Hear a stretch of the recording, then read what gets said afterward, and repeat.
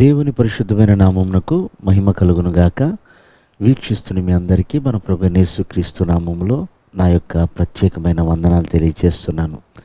ఈరోజు మన దేవుని మహిమ కలిగిన మాటలు రోమపత్రిక 14వ అధ్యాయము 8వ వచనం. కాబట్టి మనం బ్రతికినను చనిపోయినను ప్రభు వారమై ఉన్నాం. ప్రియమైనటువంటి దేవుని సంగమా, మొదట మనమెవరమో గ్రహించకపోతే మనం లోకానికి దేవుని బిడ్డలుగా మనం రుజువుపరుచుకోలేము. మనము మన పౌరసత్వము, మన నివాస స్థలం ఎక్కడో మనం తెలుసుకోవాలి.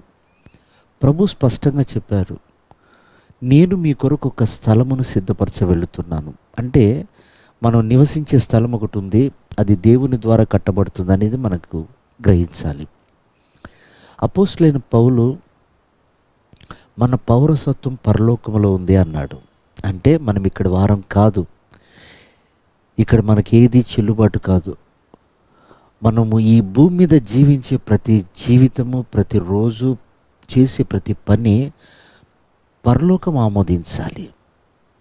మన పౌరసత్వం అక్కడ ఉంది. ఇక్కడ ఓటు విలువ ఎంత ప్రాముఖ్యమో అలాగే మన పౌరసత్వం పరలోకంలో ఉంది కనుక అక్కడ రాజ్యానికి వారసులం కావాలంటే ఇక్కడ మనం ఆ పౌరసత్వాన్ని సంపాదించాలి.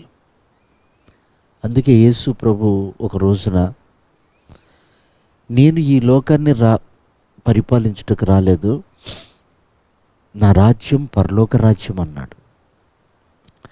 అందుకే మనకు పరలోక ప్రార్థన నేర్పించాడు. పరలోకమందున్న మా తండ్రి, మీ నామము పరిశుద్ధపరచబడును గాక. ఎక్కడది? భూమి మీద. మీ రాజ్యం వచ్చును గాక. ఎక్కడికి రావాలి? భూమి మీదకి రావాలి.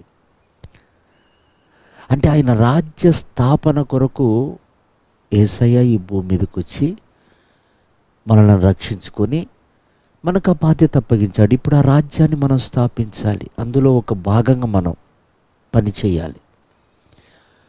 కనుక ప్రియమైన దేవుని సంగమా, మనము బ్రతికినా ఆయన వారమే, చనిపోయినా ఆయన యొద్దకే చేర్చబడతాం. ఎందుకంటే దేవుడు, నరుని ఆత్మ దేవుడు పెట్టిన దీపం అన్నాడు. దేవుడు పెట్టాడు ఆ దీపాన్ని, తిరిగి ఆ దీపం ఆయన యొద్దకు వెళ్ళిపోతుంది. ఆత్మ దేవుని యొద్దకు చేరును అని ఉంది బైబిల్లో. కాబట్టి ఇక్కడ బ్రతికిన కాలం ప్రభు కొరకు బ్రతకాలి. చనిపోతే ఆత్మ దేవుని దగ్గర ఉంటుంది. ఒకవేళ ఆయన కొరకు బ్రతకక మన కొరకు మనమే బ్రతికితే ఆ ఆత్మకి ఒకటి పరలోక స్థానం, రెండు పాతాళ స్థానం. అది భూమి మీదనే మనం తెలుసుకోవాలి. అందుకే చక్కగా రాస్తాడు, చనిపోయినను దేవుని వారమే, బ్రతికినను దేవుని వారమే. ఇప్పుడు మనం తేల్చుకోవాలి. పౌలు గారు అంటాడు, అందుకే నేను లోకంలో సిలువ వేయబడ్డాను, బ్రతుకుట క్రీస్తే, చావైతే మరి నాకు లాభం. కనుక ప్రియమైనటువంటి దేవుని బిడ్డలారా, ప్రభు రాకడ చాలా సమీపంగా ఉంది. ఈ లోకంలో దేని కొరకు బ్రతికినా మన జీవితం వ్యర్థమే. ప్రభు కొరకు బ్రతికితే దానికి మనకు ఫలితం ఉంటుంది. కనుక ఆయన కొరకు బ్రతికి ఆయన కొరకు చనిపోతాం. ఆయన రాకడకు మనం సిద్ధపడతాం. ప్రభు అట్టి కృప మనందరికీ దయచేయను గాక. ఆమేన్.